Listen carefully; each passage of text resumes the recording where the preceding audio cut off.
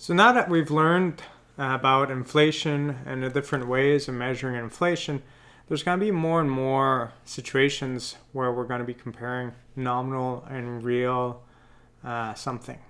Any variable that may be. When we say nominal, it's in that value that you observe. And when we talk about real, it's really that value stripped away from that inflation component. So if we think about this here, suppose you make a deposit of $1,000 in the bank account that pays interest at the rate of 10% per year.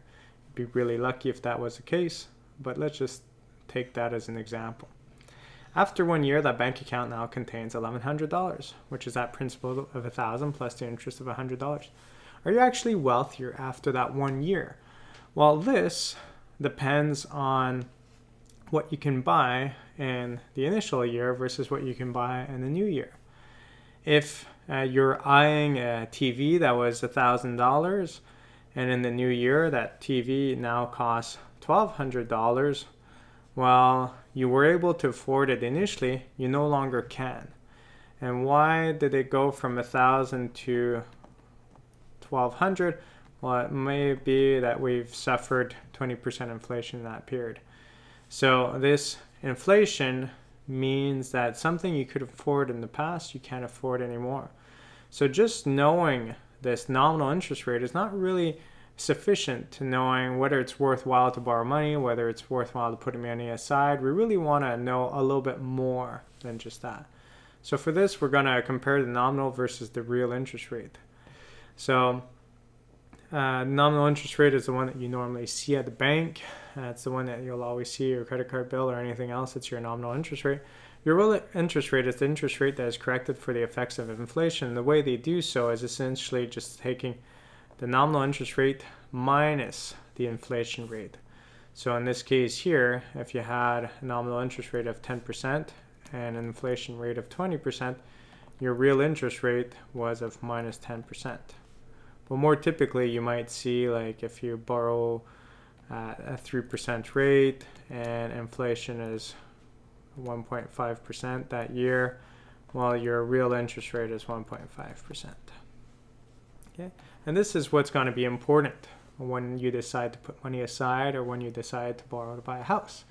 If you think about buying a house, of course, it seems more attractive to buy a house when you could get a mortgage at 2%. And some people will jump more on the idea there. But if you could get a mortgage at 6 or 8% and the prices of houses go up by 8% as well in that time period, it's still worthwhile to buy, because your real interest rate is equal to zero. It's better that than a 2% interest rate with 0% inflation, if you think about it from a financial standpoint. So it's really the real interest rate that's going to be the main factor determining investment decisions in the future. If we look at how both of them have changed over the years, you can see that the gap between the nominal and the real interest rate is our inflation, because essentially this minus inflation is this. So some of the years, like early 80s, we've had really high inflation levels, but our real interest rate kind of always stayed quite low. There's been changes, but not nearly as high as what we've seen in terms of variance of the nominal interest rate. The real interest rate tends to be more stable. And it can go negative. If you have very low interest rates and you have inflation, it can go negative. So in those cases, it's like the example I just gave, that it's if you decide to put money aside and you're getting the real interest rate, you might not be able to afford that same TV in the future. So really, when you're thinking about interest rates in the future and you're thinking about purchasing decisions, keep in mind the real interest rate. So that's it for this chapter on inflation and different ways of calculating it and applying it in the first time to interest rates. We'll get back to inflation a lot and nominal versus real in the future, and the certain costs associated to inflation and so on. So that's it for now, and we'll move on to chapter 7.